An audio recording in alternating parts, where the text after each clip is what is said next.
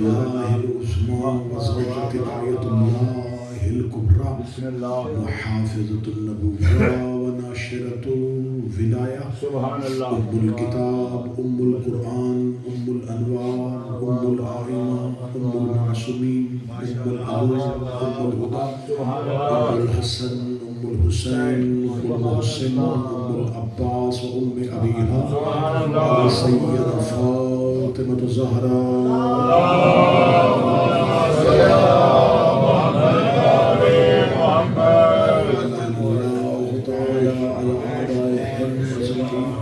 أما بعد فقد قال حق سبحانه وتعالى في كتابه المجيد وفرقان الحميد بسم الله الرحمن الرحيم وما كان للبشر الذي يكلمه الله إلا وحيا أوحى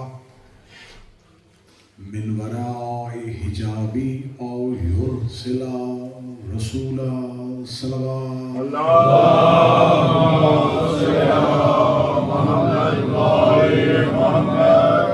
مالکان ذکر بندگان ذکر کا وارثان ذکر کی بارگاہ میں پیش ہونا قبول فرمائے۔ آقا ذاتی مجلس کا اہتمام کرنے والے، مجلس میں شریک، سننے والے، پڑھنے والے، ان تمام کی توفیقات میں اضافہ فرمائے۔ ہم سب کی اس عبادت کا مقصد صرف بند پیغمبر کی خوشنودی ہے، جناب سیدہ کی خوشنودی نصیب فرمائے۔ بانی مجلس کی جتنی شرعی حاجات ہیں وہ قبول و منظور فرمائے۔ آپ حاضرین جو جو دعائیں دلوں میں لے کے رات کی اس پہر میں بند پیغمبر کی پرسے کی خاطر آئے ہیں، رسول کی بیٹی کی حق کا واسطہ اور دعائیں جو ہمارے حق میں بہتر ہے، میرا مالک مومنین کی بیٹیوں کے نصیب نیک فرمائے، میرا مالک مومنین کی مشکلات میں آسانی فرمائے، پارا چنار کے مومنین جس میں شکار ہوئے میرا مالک ان مومنین کو اپنے حفظ و امان عطا فرمائے، ان شہیدوں کے درجات میں اضافہ فرمائے، بارس زمانہ کے ظہور میں تاجیل فرمائے، دعاؤں کی قبولیت کے لیے ممکن حد تک بلند صلوات اللہم صلی علی محمد۔ میں نے آپ کے سامنے اللہ کے قرآن سے سورہ مبارکہ شورى سے ایک آیہ کریمہ تلاوت کی ہے جس میں خداوند متعال ارشاد فرما رہا ہے کہ نہیں اللہ کلام کرتا کسی بشر کے ساتھ، اللہ نہیں گفتگو کرتا، نہیں کلام کرتا کسی انسان سے، کسی بھی بشر سے، لیکن یا تو وحی کے ساتھ کرتا ہے یا میں اس کی طرف فرشتہ بھیجتا ہوں اور یا پھر میں اپنے حجاب سے گفتگو کرتا ہوں۔ انتہائی اہم، انتہائی اچھوتا، انتہائی منفرد موضوع میں نے آپ کے سامنے شروع کیا ہے۔ خدا سورہ مبارکہ شورى میں ارشاد فرماتا ہے کہ اللہ گفتگو تین طریقوں سے کرتا ہے، یا وحی سے کرتا ہے، یا اللہ اس کی جانب فرشتہ بھیجتا ہے، اور اگر وحی اور فرشتہ نہ ہو تو پھر اللہ تیسرا طریقہ گفتگو کا یہ ہے کہ وہ اپنے حجاب سے گفتگو کرتا ہے۔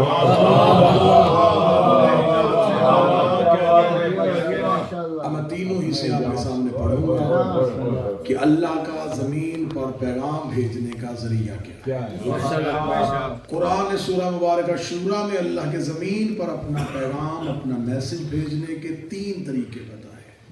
پہلا وحی کے ذریعے سے۔ وحی کیسے ہوتی ہے؟ وحی صرف نبیوں پہ نہیں، اللہ جس پہ چاہے وحی کر سکتا ہے۔ اگر آپ کہیں کہ وحی صرف نبیوں پہ ہوتی ہے تو قرآن کہتا ہے اوحینا الی ام موسیٰ، ہم نے وحی کی موسیٰ کی ماں پہ۔ پھر دوسری جگہ اللہ ارشاد فرماتا ہے کہ ہم نے شہد کی مکھی پر بھیجا۔ وحی کیا ہوتی ہے؟ وحی میں فرشتہ نہیں آتا، وحی میں اللہ کا پیغام دل پہ اترتا ہے۔ وہ فرشتے کے ذریعے آئے یا بغیر فرشتے کے۔ اللہ نے زمین پر مختلف نبیوں پر صحیفے بھیجے۔ صحیفے کہتے ہیں سنگل پیج، ایک صفحہ آتا تھا، وہ پڑھتے تھے، امت کو سناتے تھے. بسم اللہ. پھر تھوڑے عرصے بعد دوسرا حکم آ جاتا تھا, وہ فرشتہ صحیفہ لے کے آتا, بھیج دیتا. پھر اللہ نے صحیفوں کی جگہ باقاعدہ کتابیں اتار دی. ماشاءاللہ. اللہ نے حضرت داؤد پر زبور جیسی کتاب, حضرت موسیٰ پر توریت, بسم اللہ. حضرت عیسیٰ پر انجیل. خدا کہتا ہم نے زبور داؤد کے ہاتھوں پر اتاری, بسم اللہ. انجیل عیسیٰ کے ہاتھوں پر اتاری, توریت موسیٰ کے ہاتھوں پر. یہ جتنی بھی کتابیں آسمان سے زمین پر آئیں یہ نبیوں کے ہاتھوں پر اتری. بسم اللہ. بسم اللہ. یہ لوح کی صورت میں آتی تھی. اس کا تعلق اللہ سے اس نبی کے ساتھ یہی ہوتا تھا کہ اللہ لوح کی صورت میں, لوح جو بچے بیٹھے ہوئے کہ ایک ایسی نوری شیٹ جس کے اوپر وہ پیغام, وہ اللہ کا میسج لکھا ہوتا تھا, وہ اللہ کا میسنجر, اللہ کا فرشتہ وہ لے کے آتا اور نبی کے ہاتھ پہ رکھتا, اور نبی وہ اللہ کا آسمانی حکم اپنی امت کو سنا. خدا کہتا ہے کہ میں نے توریت ہاتھوں پہ اتاری, میں نے زبور ہاتھوں پہ اتاری, میں نے انجیل ہاتھوں پہ. آج بینگ مسلم, مسلمان ہونے کی حیثیت سے ہمارا توریت پر یقین ہے کہ وہ آسمانی کتاب, انجیل پر یقین ہے کہ وہ اللہ کی کتاب, بائبل اللہ کی ہے, زبور اللہ کی ہے. بسم اللہ. لیکن اس وقت زمین پر یہ تینوں اپنی اصلی حالت میں نہیں نہیں. کیونکہ جو نبیوں کے ہاتھوں پر اتری وہ امت کے ہاتھ آ گئی. میں نے منفرد موضوع شروع کیا ہے, جو نبیوں کے ہاتھوں پر آئی امت کے ہاتھ آ گئی. نبیوں کے ہاتھوں پر اتری تھی, امت نے بعد میں اسے بدل دیا. خدا نے جب اپنی آخری کتاب کو اتارا تو خدا نے اس سے قبل اپنی 3 کتابوں کی حالت دیکھ لی تھی کہ میں نے ہاتھوں پہ اتاری, تو امت نے بعد میں کیا کیا. جب خدا نے اپنی آخری اور لا ریب اور بے عیب اور قیامت تک باقی رہنے والی کتاب کو اتارا, تو خدا نے اب اس کتاب کو بھیجنے کا طریقہ بدل دیا. خدا کہتا ہے نازل القرآن من قلبک, ہم نے قرآن کو محمد کے ہاتھوں پر نہیں دل پر اتارا.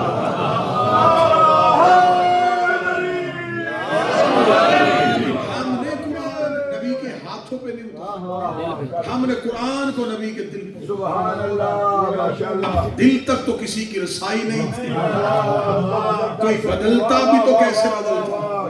اب اس قرآن نے محفوظ اس لیے رہنا ہے کہ یہ نبی کے دل پر. سبحان اللہ. اب دل تک کوئی پہنچ نہیں سکتا تھا. میں دل تو بات کی بات ہے, نبی کے دوش تک کسی کی رسائی نہیں تھی.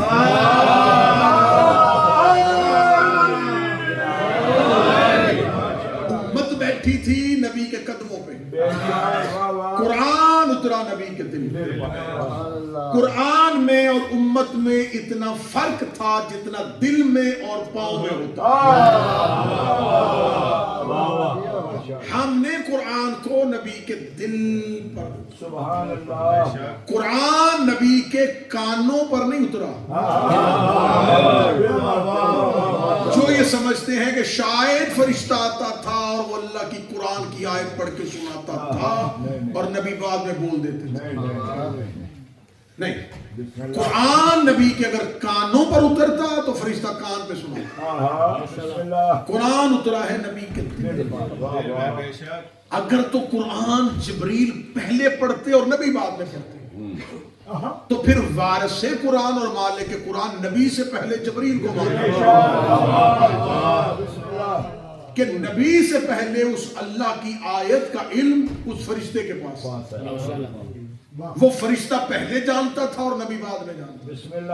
جبکہ جبریل کی حیثیت جو ہے وہ قرآن کو لے کے آنے میں اس کے نام کے ساتھ ایک لفظ کا اضافہ ہوتا ہے, جبریل امین. امین اسے کہتے ہیں جس کے پاس امانت.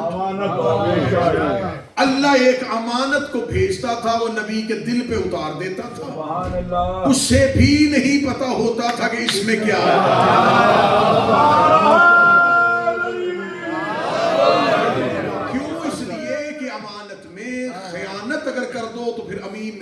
موضوع پسند ہے؟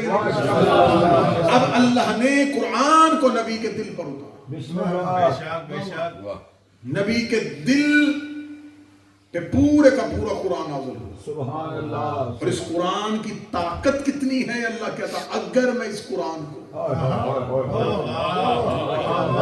پہاڑوں پر نازل کرتا تو پہاڑ اس کی ہیبت سے ریزہ ریزہ ہو. جو وزن قرآن پہاڑ برداشت نہیں کرتا وہ نبی کے دل نے برداشت کیا.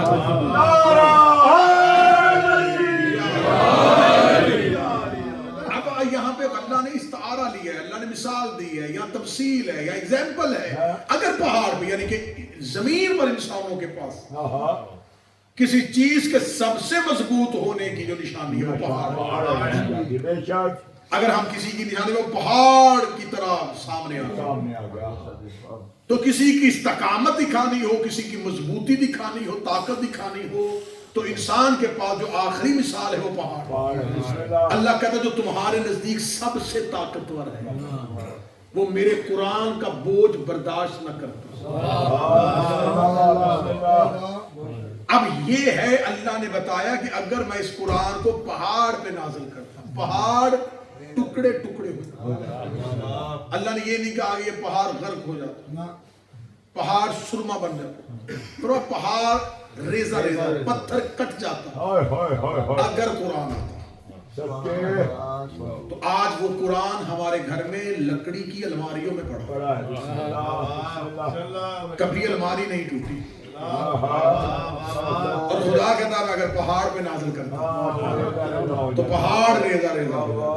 اس کا مطلب ملفوظی قرآن اور ہے, حقیقی قرآن اور لفظوں میں آنے والا قرآن اور ہے, آسمان سے اترنے والا قرآن اور ہے. اور مجمع پہلے ہی مرحلے پہ جا گیا ہے تو یہی پہلا نتیجہ دے دیتا ہوں. اگر کسی نے دیکھنا ہو کہ وہ قرآن جو پہاڑ پہ اترتا ہے اور اللہ نے قرآن میں مثال دی ہے کہ پہاڑ اس کی ہیبت سے ریزہ ریزہ ہو جاتے تو اس کا مطلب کہیں پہ اگر کوئی ٹوٹتا ہوا پتھر نظر آئے تو دیکھ لینا کہ وہاں پر کوئی قرآن اترا تھا 13 رجب کو کعبے کی دیوار میں پڑ گیا.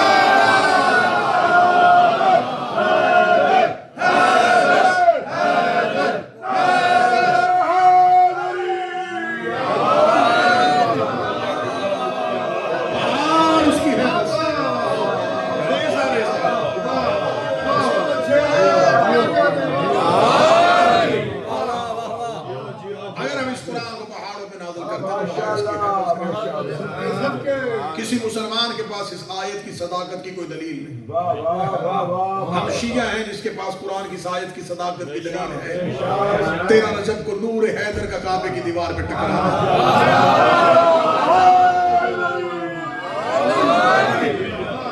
اگر ہم اس قرآن کو پہاڑ پہ نازل کرتے پورے کا پورا قرآن قلب محمد پہ آیا. نہ نبی کے دل پہ کوئی خوف یا روب آیا, نہ نبی کی زبان پہ کوئی جنبش آئی. اور اسار جی کہہ رہے تھے کہ آپ نے پچھلی مجلس میں تھوڑا ٹرخایا ہے. خطیب کو بھی مجمع خطیب کو ٹرخا دیتا.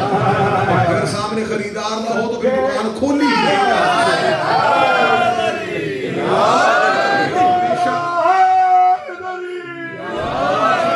جنس وہاں بکتی ہے جہاں کوئی خریدار. خریدنے والے چہرے نظر آئیں گے تو الفاظ خود بخود باہر پورے کا قرآن قلب محمد پہ آیا. اور خدا کہتا ہے پہاڑ بھی اس کی ہیبت برداشت نہ کرتے. تو جس قرآن کی پہاڑ ہیبت برداشت نہیں کرتے قلب محمد نے اس قرآن کی ہیبت برداشت کر لی ہے. جو قرآن دل پہ برداشت کر لیتا ہے اسے ہلکے سے بخار میں ہذیان نہیں.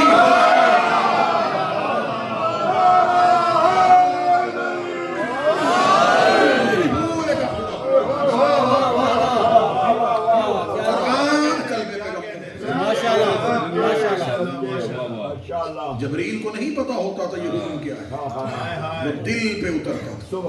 اور قرآن سلسلہ وار نبی کے دل پہ نہیں اترا, ایک ہی بات نبی کے دل پہ اتر گیا. یہ انگلش ماحول ہے اور کچھ بچے ایسے ہیں جو شاید بات کی اردو لفظ نہ سمجھتے. بہترین انگلش لفظ ہے قرآن نبی پر نہیں آیا، قرآن نبی میں آیا۔ اس کو اگر ہم انگلش جملے کے ساتھ کہیں گے تو اللہ نے قرآن کو نبی کے دل پہ ڈاؤن لوڈ کیا ہے۔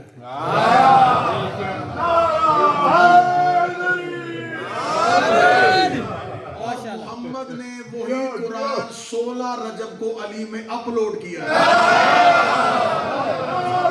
اس سے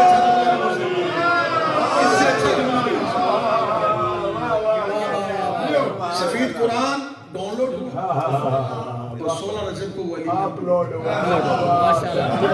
سارے کا سارا قرآن نبی کے دل میں، قلب محمد میں اتنی وسعت تھی، قیامت تک کی کتاب اس کے دل پہ نازل ہوئی۔ اب اس کے دل سے آیتیں اس کی زبان پہ آتی ہیں۔ اب وہ نبی جب بولتا ہے تو اس کی زبان اتنی صادق ہے کہ وہ ایک جملہ بول کے کہتا ہے یہ آیت ہے تو وہ قرآن بن جاتا ہے، وہ اگلا جملہ بول کے کہتا ہے یہ میرا جملہ ہے تو وہ حدیث بن جاتا ہے۔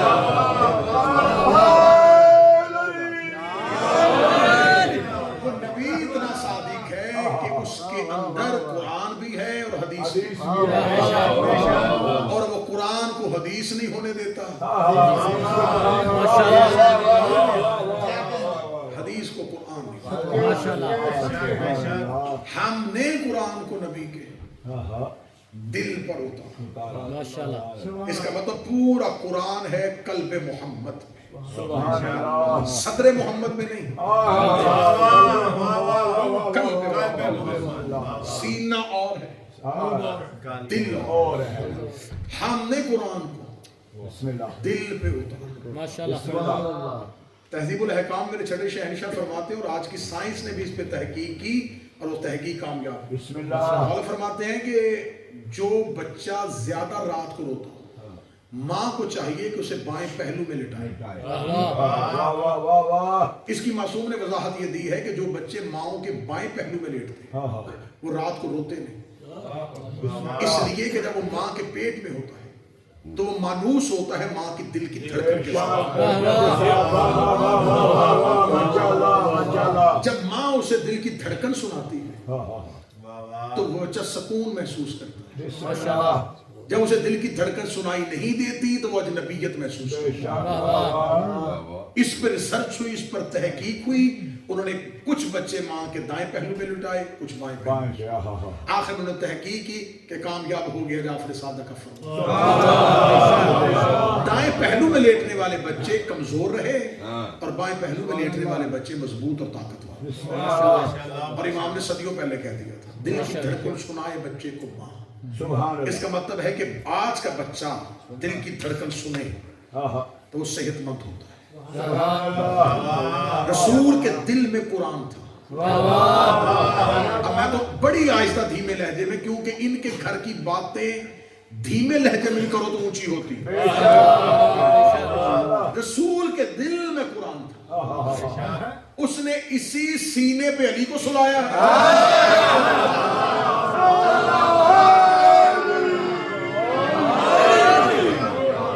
اسی سینے پہ حسن کو سلایا، اسی سینے پہ حسین کو سلایا۔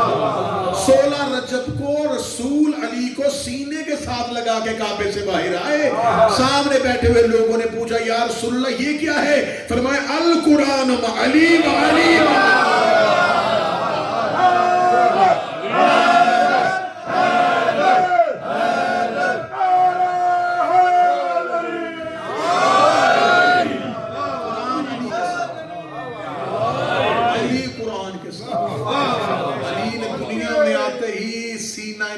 سے قرآن کے علم کو محفوظ کیا۔ یہی وجہ ہے کہ 16 رجب کو دروازے پہ آتے ہی علی نے کہا تھا یا رسول اللہ توریت سناؤ، انجیل سناؤ، زبور سناؤ۔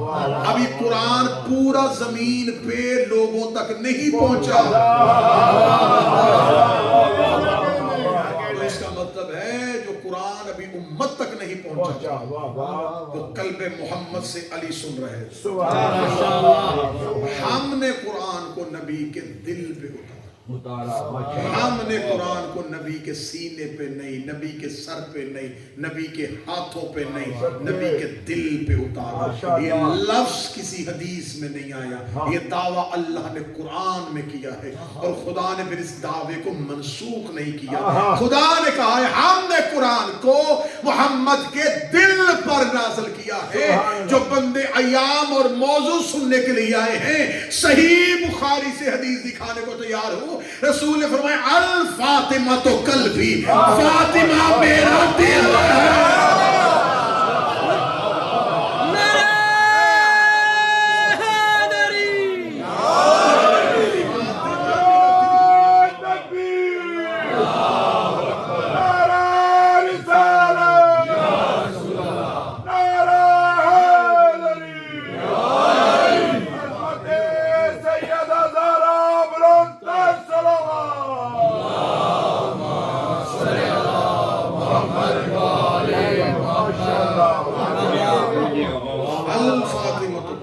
फातिमा मेरा दिल और कुरान आया है नबी के दिल और अली बतौर शौर है हाकिम। आप फिर मुझे सत्र कहने की इजाजत दीजिएगा जान भाई, जो मुस्तफा के दिल का हाकिम हो।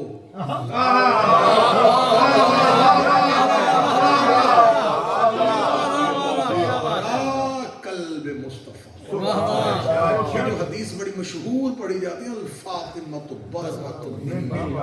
बहुत गलत तर्जुमा मशहूर किया। फातिमा मेरे जिगर का टुकड़ा, लफ्ज़ जिगर अरबी में है का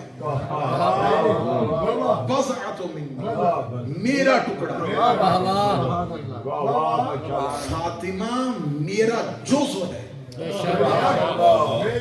मैं मिसाल देता हूँ बच्चों को समझाने के। ये सामने माइक है, ये स्टैंड है और ये माइक है। ये माइक इस स्टैंड में जुज़्व है, अगर इसको उतार के जुदा कर ये नाकिस हो जाएगा।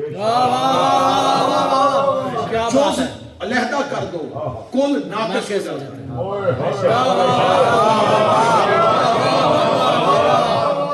ये मेरा बाजू मेरे बदन का जुज़्व है, अलहदा करो बदन नाकिस हो जाएगा। इसका मतलब जुज़्व उंगली भी हो, छोटी भी हो, जरूरी इतनी होती है, ये कुल को नाकिस कर देती है। फातिमा रिसालत का जुज़्व है, रसूल का नहीं।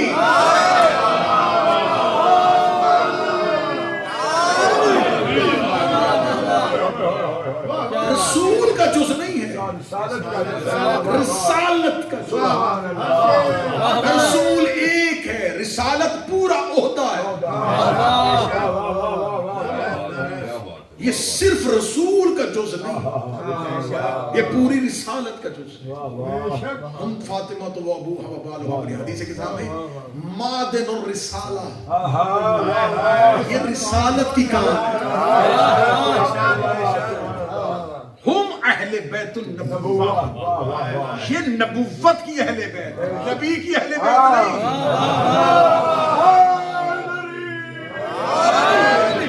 नबी को खबर थी कि लोगों ने बाद में अहले बैत को बहुत लोगों को शामिल कर दिया। नबी ने इसलिए अपनी अहले बैत के बारे में कह दिया ये नबी की अहले बैत नहीं, अहले बैतुल नबुव्वा, ये नबुव्वत की अहले बैत, ये रिसालत की कान है। फातिमा रसूल का जुज़्व नहीं, रिसालत का जुज़्व। रिसालत उस पूरे ओहदे को कहते हैं जिसमें पहला आदम है, आखिरी मोहम्मद है, आदम से शुरू होके मुस्तफा पे कामिल हो, इस पूरे चक्कर को रिसालत कहते हैं। रसूल कह रहे फातिमा इस रिसालत का जुज़्व है। अगर फातिमा को जुदा कर दिया जाए, सिर्फ रसूल की रिसालत नहीं खत्म हो रही। आदम से लेके सहरा सिर्फ रसूल के लिए जरूरी नहीं, ये आदम के लिए भी जरूरी है, ये नूह के लिए भी जरूरी है, ये इब्राहीम के लिए भी जरूरी है। इसलिए कि ये रिसालत का जुज़्व। अल फातिमा तो बज़अतु मिन्नी, फातिमा मेरी रिसालत का जुज़्व। अब वही का एक तरीका जो अल्लाह ने नबी के दिल पे उतारा, इस दिल में मुराद फातिमा। اللہ کہتا وحی کا دوسرا طریقہ میں فرشتہ بھیجتا جو فرشتہ زمین پر اللہ کا حکم لے کے آتا تھا وہ زہرا کے دروازے پہ درزی بن کے کھڑا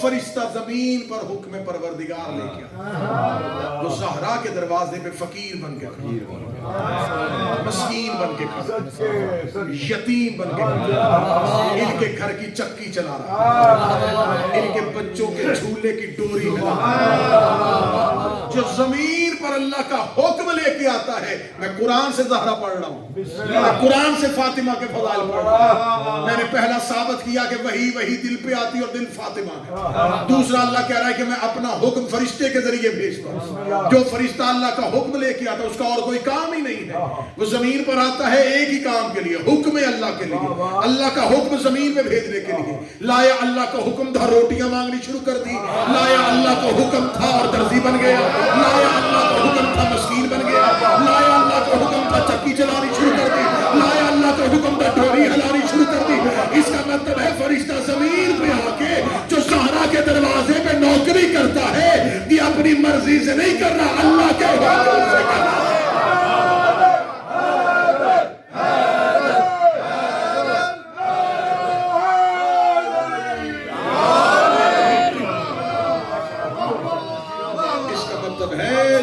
زمین پہ آ کے یہ ڈیوٹیاں سر انجام دے رہا ہے آگے آ جائے جو ڈیوٹیاں دے رہا ہے وہ اپنی مرضی سے نہیں دے رہا وہ اللہ کے حکم سے دے رہا وہی اختتام زہرا فرشتے کا اترنا انتہا زہرا اب خدا کہتا ہے میری گفتگو کا تیسرا تیسرا طریقہ میری گفتگو کا یہ ہے کہ میں گفتگو کرتا ہوں اپنے ہی حجاب سے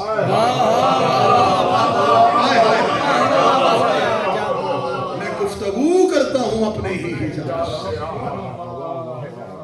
میں نے قرآن سے استدلال لے کے ثابت کیا کہ وہی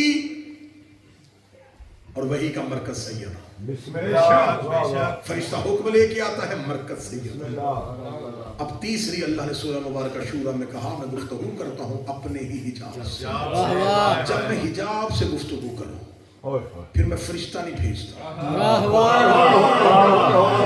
پھر میں وحی نہیں بھیجتا پھر میں خود بولتا جب میں خود بولوں تو حجاب سے بولتا جب میں خود بولوں تو حجاب سے بولوں یہاں مجھے ضرورت ہی نہیں ہے فرشتے کی یہاں مجھے ضرورت ہی نہیں ہے وحی کی میں گفتگو کرتا ہوں حجاب سے جاؤ قرآن کے حافظ اور قرآن کے قاریوں کھلا چیلنج ہے حسین کے سزادار کا مجھے ایک ایسا موقع بتاؤ جس میں اللہ اپنے حجاب سے بولا ہو اللہ یا فرشتے کے ذریعے بات کرتا ہے یا وحی کے ذریعے بات کرتا ہے نبیوں سے گفتگو کرتا ہے وحی کے ذریعے سے زمین پر اتارتا ہے فرشتے کو ایک ایسا موقع آیا ہے جہاں پر فرشتہ سدرۃ المنتہا پہ کھڑا ہے جس میں وحی لے کے آ رہی تھی وہ وحی کھڑا ہو گیا جس میں وحی ہوتی تھی وہ پردے کے قریب آ گیا پردے سے پھر ایک آواز آنی شروع ہوئی اس کا مطلب جس پردے سے آواز آئی اس پردے کو زہرا کہتے ہیں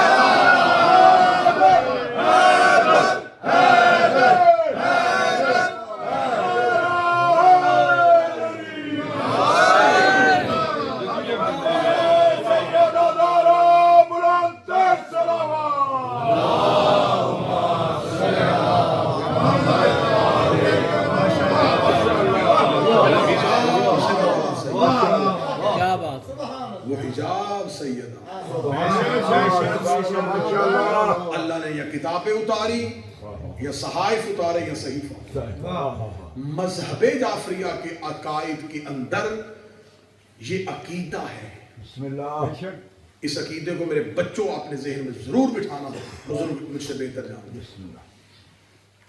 اہل بیت رحمۃ السلام کے گھر میں جو اللہ نے قرآن اتارا تھا نبی میں وہ امت کی ہدایت کے لیے اتارا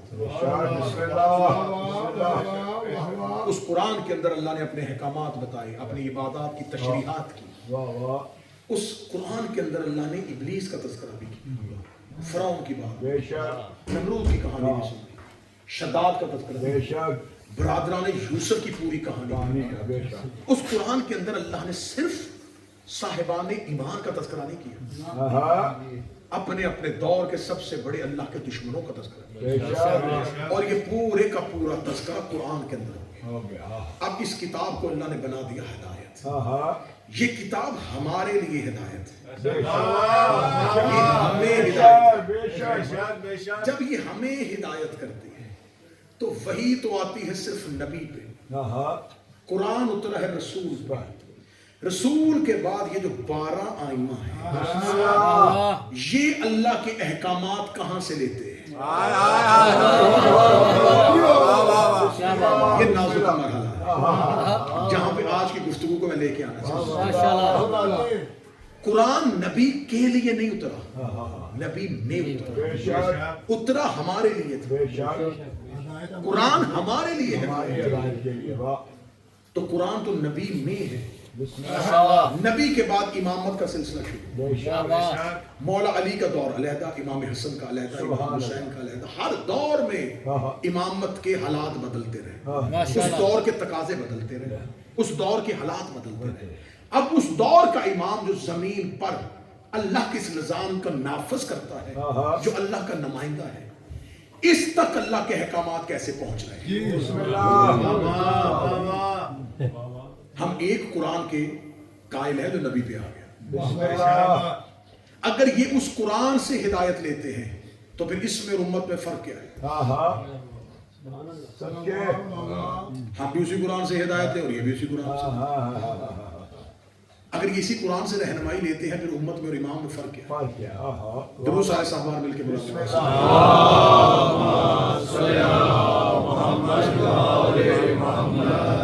ماشاءاللہ مولا کے بہت بہترین نوحہ میرے بھائی، مولا ان کو ہمیشہ سلامتی عطا فرمائے، تندرستی عطا فرمائے، قلم میں، علم میں، عمل میں مزید تحصیل درست۔ اب آئینہ تک جو احکامات پہنچے وہ اماموں تک احکامات کیسے پہنچے؟ بسم اللہ امام نے وہ احکامات جو ہر دور میں دیے، امام حسن نے جو احکامات دیے، امام حسین علیہ السلام نے جو احکامات دیے، امام زین العابدین نے جو احکامات دیے، وہ احکامات کیسے پہنچے؟ بسم اللہ میں نے آپ کے سامنے اللہ کی گفتگو کے 3 طریقے ہیں، وحی، فرشتہ، وحی اور فرشتہ میں آپ کے سامنے بیان کر چکا ہوں۔ اللہ جب زمین پر اماموں تک حکم بھیجتا ہے تو کیا علیحدہ وحی ہوتی ہے؟ کیا کوئی علیحدہ کتاب اترتی ہے؟ بسم اللہ اب یہاں پر ایک معصوم کا فرمان ہے جو معتبر ہے، ماشاءاللہ معصوم فرماتے ہیں نحنو حجت الخلائق امنا حجت الخلائق، بسم اللہ ہم مخلوقات پر حجت ہیں حجت اور ہماری جدہ حق پر حجت ہے۔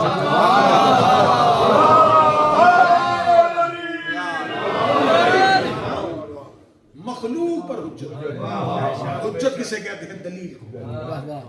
ہم زمین والوں پر اللہ کے ہونے کی دلیل ہے ماشاءاللہ اور ہمارے لیے اللہ کی دلیل ہے،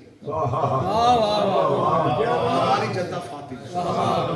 خطیب تشریف فرمائے ہیں، ذاکر النوحہ خان تشریف فرمائے، حجت کی جو فلسفہ اور منطق میں تعریف ہوئی ہے وہ یہ ہوئی ہے، ایک چیز ہوتی ہے مجہول، ایک ہوتی ہے معلوم۔ جو چیز انسانی علم میں ہو اسے معلوم کہتے ہیں، جو انسانی علم میں نہ ہو اسے مجہول کہتے ہیں۔ مثلا ہم یہ کہتے ہیں کہ اس وقت اس امام بارگاہ کے اندر مومنین بیٹھے، یہ معلوم ہے، بسم اللہ اور مجلس امام حسین علیہ السلام میں ملائکہ بھی آتے ہیں، بسم اللہ بے شک جس کی تصویر بھی ہو اور تصدیق بھی ہو اسے معلوم کہتے کیا ہیں، جس کی صرف تصدیق ہو تصویر نہ ہو۔ مذہب اسلام میں زیادہ چیزیں مجہول ہیں، کم چیزیں معلوم ہیں۔ اللہ ہے، تصدیق ہے، فرشتے ہیں، تصدیق ہے، 1.25 لاکھ نبی ہیں، جنت ہے، جہنم ہے، حوض کوثر ہے، مقامات جنت ہے، سلسبیلیں ہیں، یہ سب کچھ مجہول ہے کیونکہ تصدیق ہے۔ بے شک تصویر نہیں جس کی تصدیق بھی ہو تصویر بھی ہو یہ سب سے آسان کر دیا میں نے فلسفے کو، اسے معلوم کہتے ہیں۔ جس کی صرف تصدیق ہو تصویر نہ ہو اسے مجہول کہتے ہیں۔ حجت کسے کہتے ہیں؟ جو مجہول کو معلوم میں لا کے دکھائے اسے حجت کہتے ہیں۔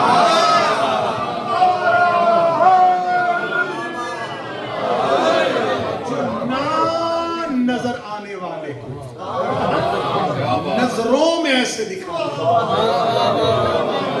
کہ اس کی تصویر کی ضرورت ہی نہ پڑے۔ انہوں نے زمین پر آ کے بتایا کہ اللہ ہے، اس کا مطلب یہ حجت بن گئے۔ یہ حجت اللہ ہے، اللہ کی حجت ہے، اللہ کی طرف سے۔ یہ مخلوق کی حجت نہیں ہے، اللہ کی حجت۔ انہوں نے آ کے دلیل دی، یہ قرآن پہ حجت ہے، یہ جنت پہ حجت ہے، یہ ملائکہ پہ حجت ہے، یہ حجت ہے زمین پر۔ اس لیے کہ انہوں نے تصدیق بھی کروائی ہے، تصویر بھی دکھائی ہے۔ جو مجہول کو معلوم میں لا کے دکھائے اسے حجت کہتے ہیں۔ اب اتنی آسان تعریف کے بعد اب فرمانے معصوم سننا۔ معصوم فرماتے ہیں ہم مخلوق پر حجت ہے، ہماری جدہ زہرا ہم پر حجت ہے۔ بدن ایسے جبریل کے پروں کی طرح کانپے گا، میں حقیقت سیدہ کا اتنی سی پر اور اتنی سی پرواز جس کی بشر میں جرت نہ ہو، وہاں میں واما ادراک ما لیلۃ القدر کی اس منزل پہ پہنچنے لگا ہوں۔ اس کا مطلب معصوم فرما رہے ہیں ہم تمہیں مجہول کو معلوم میں لا کے دکھاتے ہیں، ہم تم پہ حجت ہے، اور جو ہمیں مجہول کو معلوم میں کر کے دکھائے اس کا فاطمہ۔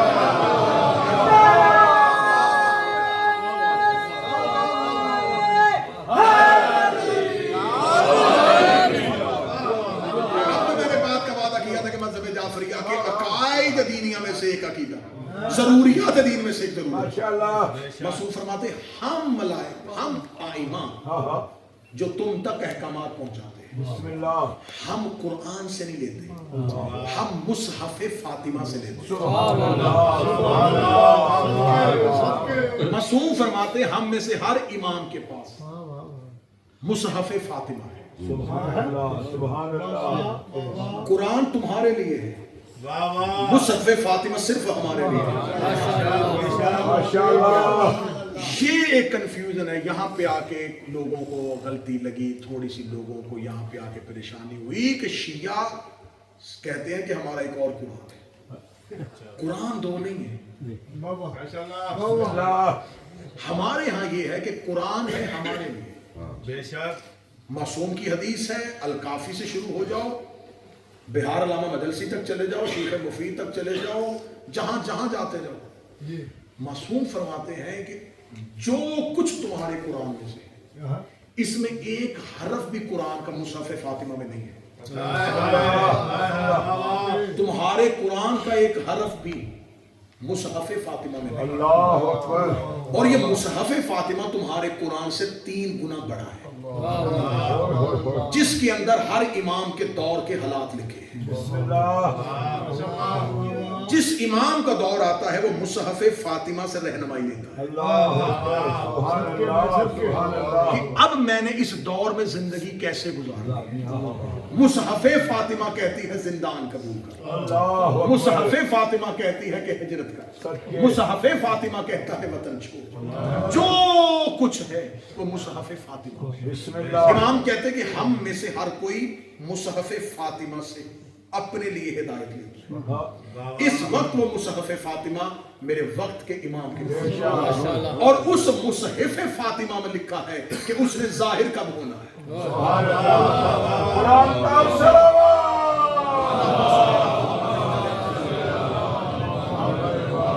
نازک مرحلہ اور ممبر ایسے موضوعات سے آشنا نہیں، یہ موضوعات ممبر کے موضوعات ہی نہیں، یہ علمی ابحاث کے دوران یہ زیر بحث، اور میں نے ممبر پہ عوام کے سامنے چھیڑ دیا۔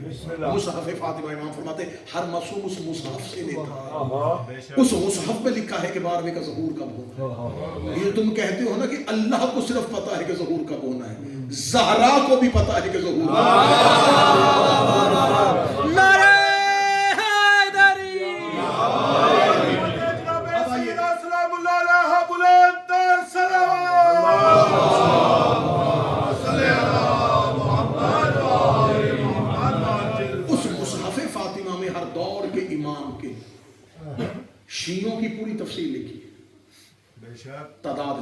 بسم اللہ کس امام کے دور میں کیا کیا ہوگا اور اس امام نے کیا کیا کرنا ہے. یہ مصحف فاطمہ. بسم اللہ سوال تمہارے ذہنوں میں کہیں نہ کہیں گردش کر رہا ہے کہ یہ مصحف فاطمہ سیدہ تک کیسے پہنچا. بسم اللہ اب آئیے پھر معصوم سے پوچھتے واہ واہ معصوم فرماتے ہیں رسول اللہ کے بعد مسلسل زمین پر زہرا کی حویلی میں فرشتے نازل ہوتے رہے.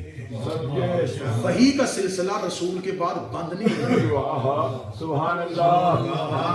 اور مصحف فاطمہ میں ایک زیر زبر حرف بھی ایسا نہیں جو فرشتے نے زہرا کو آ کے بتایا. مصحف فاطمہ میں جو ساری گفتگو ہے جو اللہ نے بغیر وسیلے کے فاطمہ سے کی ہے.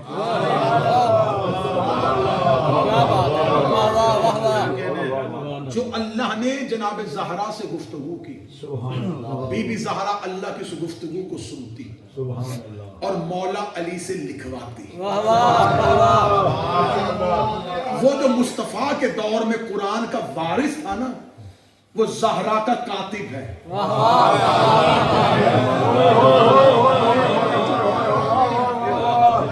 ایک دن مولا علی نے مفاخرہ ہے, یہ موازنہ نہیں ہے, یہ مناظرہ نہیں ہے, یہ مفاخرہ ہے.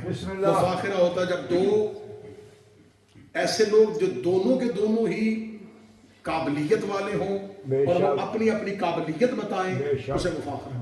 مکالمہ یہ سارے ایک ہی وزن کے ایک ہی قبیلے کے الفاظ ہیں. مشاعرہ, مناظرہ, مباحلہ, مکالمہ, مقاتلہ, مفاخرہ.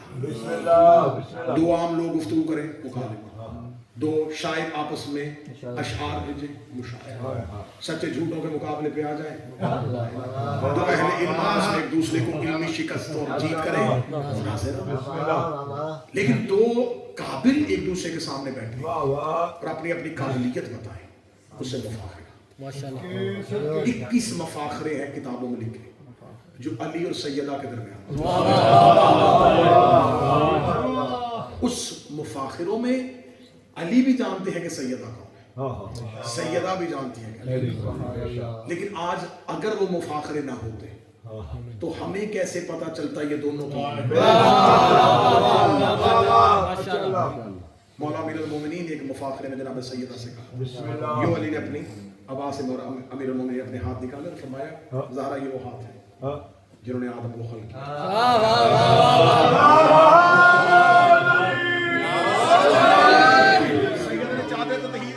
ہاتھ کر کے علی کے ہاتھوں کا بوسہ لیا, فرمایا قربان ہو جائے زہرا ان ہاتھوں پہ جنہوں نے آدم کو خلق کیا تھا. لیکن کائنات کا مالک آپ خود بتائیں, آدم اکیلا تو خلق نہیں ہوا, آدم کے ساتھ ایک مستور بھی خلق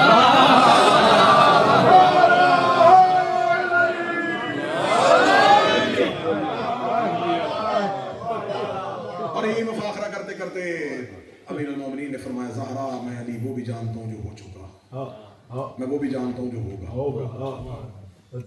سیدہ دیکھ کے کہتی یا علی میں وہ بھی جانتی ہوں جو ہوگا ہی نہیں. اب اس کی اگر گہرائی میں چلے جائیں گے تو بات بڑی طوالت پکڑ جائے گی. جو ہو چکا یہ بھی لوح میں لکھا ہے, جو ہوگا یہ بھی لوح میں لکھا ہے, لوح محفوظ پہ لکھا ہے, ماضی بھی اور مستقبل. سیدہ کہتی میں وہ بھی جانتی ہوں جو لوح پہ لکھا ہی نہیں. اس میں امام رضا کا ایک مناظرہ ہے.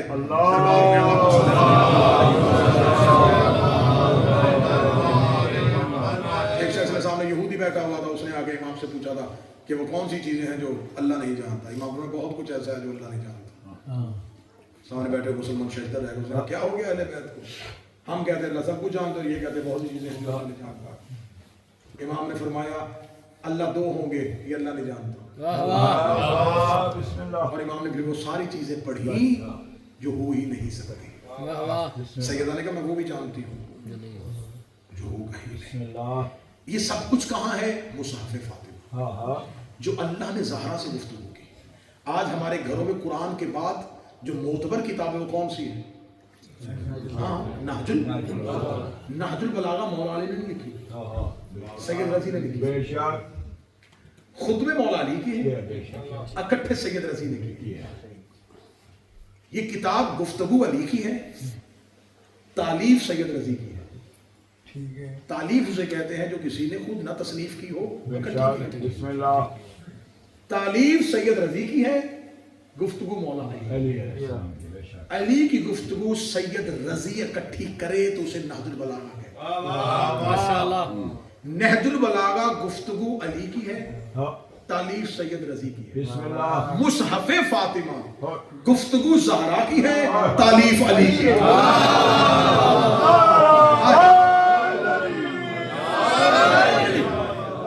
सैयदा बोलती थी और मौला मौला अली ने ये मुसहफ़े फातिमा सर्च कीजिएगा, इस पे जरूर इस टॉपिक में बेशक अपनी तहकीक बढ़ाइएगा, इस पे आर्टिकल्स पढ़िएगा, इस पे किताबें लिखिएगा। मुसहफ़े फातिमा क्या है? मुसहफ़े फातिमा, मुसहफ़े फातिमा अगर मुसहफ़े फातिमा हम ज़माने को सुनाने में कामयाब हो गए तो फिर पता चलेगा कि हकीकत ज़ाहिदा क्या, सैयदा का ज़मीन पर मनसब क्या था, सैयदा का ज़मीन पर मकाम क्या था। सिर्फ नबी की बेटी होने की वजह से मशहूर नहीं, इसके पास ओहदा था, मनसब था। बेशक हम इसकी इज्जत को न समझ सके, न इसकी हकीकत को समझ पाएंगे, क्योंकि ज़हरा के अल्लाह ने कहा है वमा अदराक, तुम्हें पता ही नहीं है कि फातिमा क्या है। ज़मीन पर अल्लाह के छुपे हुए राज को फातिमा, सुभान अल्लाह सुभान अल्लाह, हकीकी अल्लाह की ज़मीन पर नुमाइंदगी का नाम फातिमा। सुभान अल्लाह, जो ज़मीन पर अल्लाह की सबसे बड़ी नुमाइंदगी थी वो सबसे बड़ी मजलूमा थी, उसे ज़मीन पर सबसे ज्यादा सताया गया है। ये तकलीफ ज़हरा को नहीं दी जा रही, ये तकलीफ अल्लाह को दी जा रही। सिर्फ ये सैयदा की अज़ियतें नहीं है, ये वहदत की तकलीफें हैं, ये अल्लाह की अज़ियतें हैं, ये अल्लाह की तकलीफ है। 30 दिन जिंदा रही, 60 दिन जिंदा रही, 75 दिन जिंदा रही, 90 दिन जिंदा रही, मुझे इन अयाम से कोई बहस ही नहीं। जितने दिन भी रही है, रही रोती है, एक लम्हा भी नहीं। कोशिश किया करो कि मजलिस में ऊंची आवाज में रोया, ऊंची आवाज में रोना ज़हरा की सुन्नत से। अगर ज़ाहिरा आहिस्ता आवाज में रोती तो लोग अली से शिकायत न करते। लोगों ने मौला अली से शिकायत की है, ज़हरा को कहे या दिन को रोया करे, रात को रोया करे। ये शिकायत बता रही है कि ज़हरा दिन और रात दोनों में रोती है। अगर सैयदा सिर्फ रात को रोती तो उम्मत कह देती या अली ज़हरा को कहे दिन को रोया। अगर सैयदा सिर्फ दिन में रोती तो उम्मत कह देती या अली ज़हरा को कहे।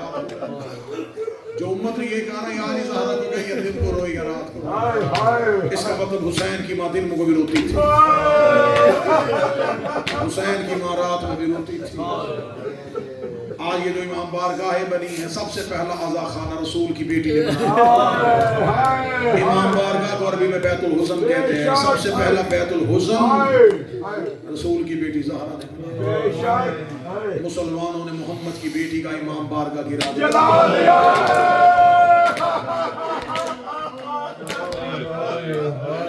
रसूल की बेटी बाबा को रोने के लिए घर में बस्ती में रोने नहीं देते थे, बीबी ने घर से बाहर बैतुल हुज़न बनाया। इन्होंने वो ज़हरा का इमाम बारगाह जला डाला। अब न फातिमा को कोई घर में रोने देता, अब न ज़हरा को कोई उस अज़ा खाने में रोने देता था। अब सैयदा कब्र रसूल पे कहती बाबा अल्लाहुम्मा अज्जल वफ़ाती। बाबा मैं अल्लाह से दुआ तेरी कब्र में बैठ के कर रही हूँ, मेरी मौत में जल्दी कर दे। तेरा फुराक अब ज़हरा को जीने नहीं देता, तेरे میری جدائی اب زہرا سے اور برداشت نہیں بابا میں جینا نہیں چاہتا بابا میری اولاد کا اللہ وارث ہے میری اولاد کا اللہ نگہبان کہہ کے جناب سیدہ گھر آ گئی سیدہ نے گھر آ کے مولا امیر المومنین کو وصیت لکھوائی 17 یا 19 وصیت تاریخ ایک ایک وصیت نہیں درد کا ایک ایک قرآن بی بی نے رو کے کہا یا علی میری پہلی وصیت ہے میرے جنازے کا اعلان نہ کروانا یا علی میری دوسری وصیت ہے میرا جنازہ آدھی رات کو یا علی تیسری وصیت ہے جو نام میں تمہیں لکھوا رہی ہوں یہ آئیں بھی تو میرے جنازے پہ آنے لگے یا علی میری چوتھی وصیت میرے بعد میرے بچوں کا خیال رکھنا یا علی میری پانچویں وصیت میرے حسین کو پیاس بڑی لگتی ہے یا علی میری چھٹی وصیت ہے میرے بعد دن کی روشنی میں گھر نہ آنا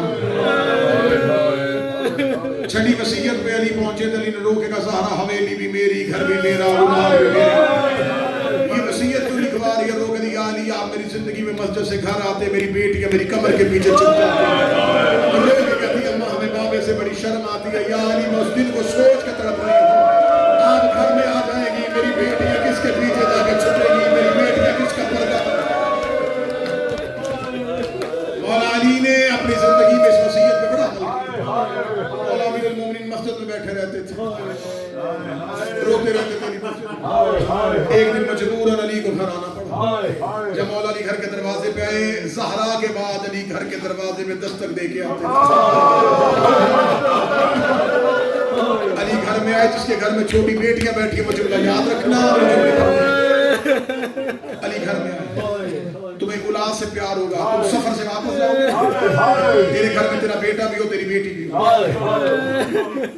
بیٹا دوڑ کے آئے گا آگے ملنے کے بعد کہ میرے لیے کیا لے کے آئے بیٹی نہیں پوچھتی کیا لے کے آئے بیٹی کبھی باپ کا جوتا اتارنا شروع کر دیتی کبھی باپ کا بستر بنانا شروع کر دیتی امیر المومنین گھر کے دروازے پہ آئے دونوں بہنیں صحن میں بیٹھے میری بڑی شہزادی شام کی ملکہ چہرہ گھر کی طرف میری چھوٹی شہزادی چہرہ دروازے کی طرف چھوٹی شہزادی نے بابے کو آتے ہوئے دیکھ لیا شام کی ملکہ نے بابے کو نہ دیکھا شام کی ملکہ بی بی کلثوم سے کہہ رہی تھی کلثوم میرا جی چاہتا ہے آج بابا اس لفظ میں عالیہ پہنچی تھی یا علی کے قدموں کی آواز سن شام کی ملکہ جلدی سے اٹھی اور حجرے کے اندر چلی گئی جتنے قدم عالیہ چلی اتنے قدم پیچھے علی چلے عالیہ حجرے کے اندر چلی گئی علی دروازے پہ کھڑے ہو گئے علی لوگ کہتے ماں کے بعد پہلی بار آج تو نے کوئی حسرت کہنی تھی زینب تو ابھی کہہ رہی تھی کاش مجھے میرا بابا کاش مجھے میرا بابا کاش مجھے میرا بابا کاش مجھے میرا بابا زینب اس لفظ پہ آئی تو نے اپنی آواز بند کر لی زینب مجھے بتا تو مجھ سے کیا مانگنا چاہتی تھی پردے کے پیچھے کڑی ہو گئی نا بابا مجھے تجھ سے بڑی شرم آتی ہے بابا میں تیرے ساتھ کبھی نہیں بولی علی لوگ کہتے زینب مجھے صرف اتنا بتا دے تو کہنا کیا چاہتی تھی علی کا اتنی بار پوچھنا بی بی کلثوم سے برداشت نہیں ہوا روگی کہتی بابا میں آپ کو بتاتی ہوں آج صبح سے زینب کہہ رہی ہے کاش مجھے میرا بابا میری ماں کی قبر پہ لے جائے میں ماں کی قبر پہ جاؤں میں ماں سے بڑی اداس ہو گئی بابا میں ماں سے بڑی اداس ہو گئی مجھے کسی طرح ماں کی قبر پہ لے جاؤں علی کی آواز ہے زینب رات آدھی ہونے دے میں تجھے ماں کی قبر پہ لے کے جاؤں گا میں اونچی آواز میں رونے والا مدینے میں آدھی رات ہوئی علی نے بیٹوں کے پردے کے درمیان زینب کو گھر سے نکالا تھوڑی دیر کے لیے ماں کی قبر پہ علی نے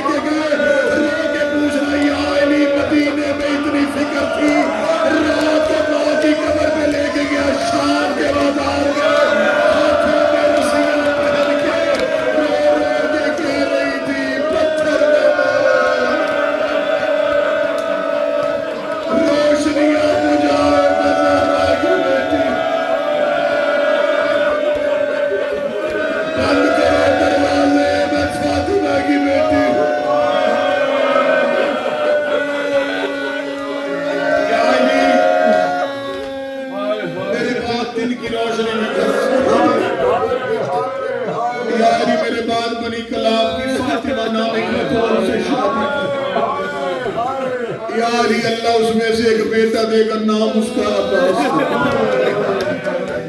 या अली मेरे बाद फतक मिले, मेरे अब्बास की औलाद का हिस्सा रख लो। या अली मैं अपने जख्मी हाथों से अब्बास का लिबास सी के जा रही हूँ।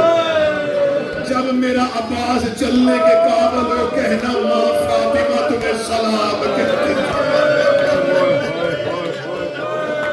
या अली मेरा जनाजा खुली चारपाई पे ना उठाना। या अली मैंने उम्मे ऐमन को सिखा दिया है ताबूत बनाना। ज़हरा के जनाजे से पहले मदीनों में औरतों के जनाजे चारपाइयों पे उठते थे। बीबी की आवाज़ है, मैंने उम्मे ऐमन को ताबूत बनाना सिखा दिया है। या अली मेरा जनाजा चारपाई पे ना उठाना। या अली मेरा जनाजा बंद ताबूत पे उठाना। अगले मुसाइब है वसीयत ज़हरा में जो तुम्हें बिस्तर तक करवटों में रुलाएगा। या अली ज्यादा देर मेरे बच्चों को मेरी मैयत पे बैठने दे। ज्यादा देर मेरे बच्चों को मेरे जनाजे पे न बैठने दे। मैंने जुमला पढ़ दिया, तुमने सुन कैसे लिया? अली लोग कहते ज़हरा में बच्चों को कैसे उठाऊंगा? लोग कहती तू शौहर है, मैं तुझे बता देती हूँ, मैंने कुछ जख्म अपनी औलाद को नहीं दिखाए। ऐसे न हो मेरी औलाद मेरे जख्म देखे, मेरी औलाद मर जाए। या अली, या अली। नहीं नसीहत सुन सकूंगा, नहीं नसीहत सुन सकूंगा। बड़े दर्द के लहजे में मेरे भाई तुम्हें नोहा सुनाए। बिनते पैगंबर का हर दर्द तुम्हें अशार की सूरत में सुना। मूसा काज़म की औलाद है, मेरा बगदाद का मौला, मेरा मस्जिद का वारिस मौला। इस बगदाद के कैदी को ज़हरा से बड़ा प्यार था। ये बगदाद में जिंदान की सुलाखों में सर मार के ज़हरा को रोता था। ये 1 साल बसरा में और 13 साल बगदाद में कैद रहा। बसरा के कैदी कहते आधी रात को उठ के कहता, हाय फातिमा ज़हरा। अब मुझ पे सवाल करो कि हर इमाम को ज़हरा से प्यार था, 7वें बादशाह को बीबी के मुसाइब क्यों याद आते थे? इसलिए कि इन्होंने जिस जिंदान में इमाम मूसा काज़म को रखा था, उस कुएं के चारों तरफ लोहे की बरसियां लगी थी। इमाम जब करवट लेते, दाएं की बरसियां पहलू में चले जाती। जैसे ही बरसी पहलू में जाती, मूसा काज़म कहता, हाय ज़हरा, हाय ज़हरा।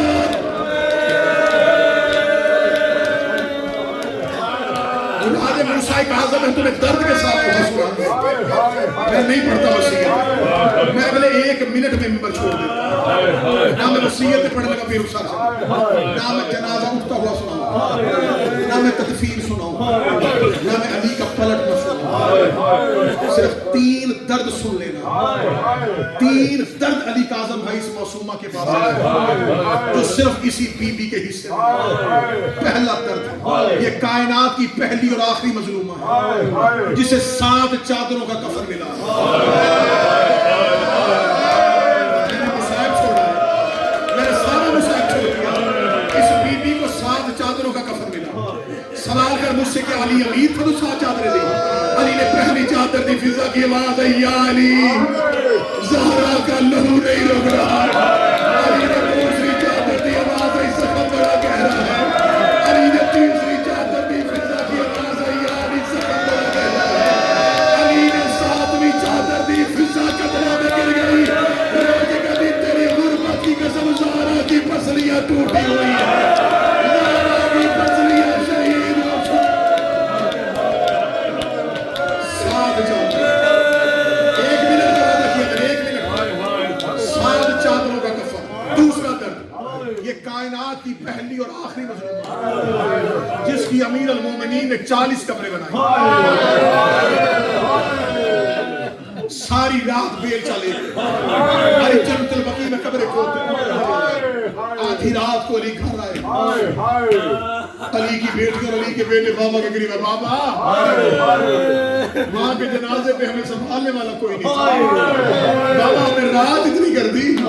فرمایا بیٹا میں تمہاری ماں کی قبر بنا کے آیا. شام کی ملکہ ہاتھ ہو گئی تھی. بابا قبر بنانے میں اتنی دیر کیوں کی ہے؟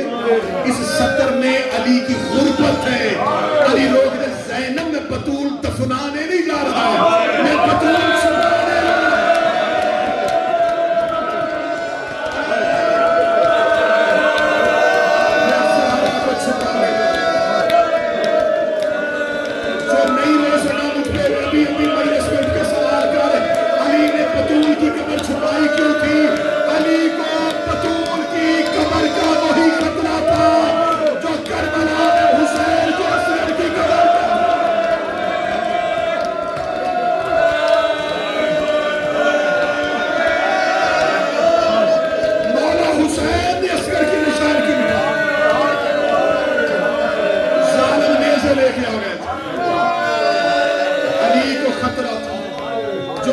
لے کے دروازے پہ آ گئے, کہیں بیلچے لے کے قبر پہ نہ آ. جاؤ پڑھو غربت علی کتاب سلیمان بن قیس. ساری رات زہرا کو دفن کرنے کے بعد ہر رات علی جنت البقیع میں اونچی آواز میں قرآن پڑھتے. کس لیے پڑھتے تھے؟ اتنا اونچا قرآن پڑھو مدینے والوں کو پتہ چل جائے علی پہرا دے رہا ہے. قبر زہرا پہ تلوار نکال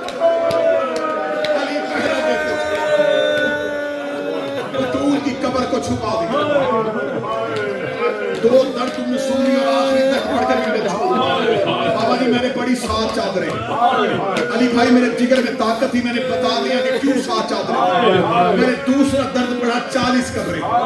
میرے اندر طاقت تھی, میں نے بتا دیا کیوں 40 قبریں پڑھا. میں تیسرا درد پڑھوں گا, وجہ نہیں پڑھوں گا, نہ میں کبھی یہ وجہ سامنے لے کے آؤں گا.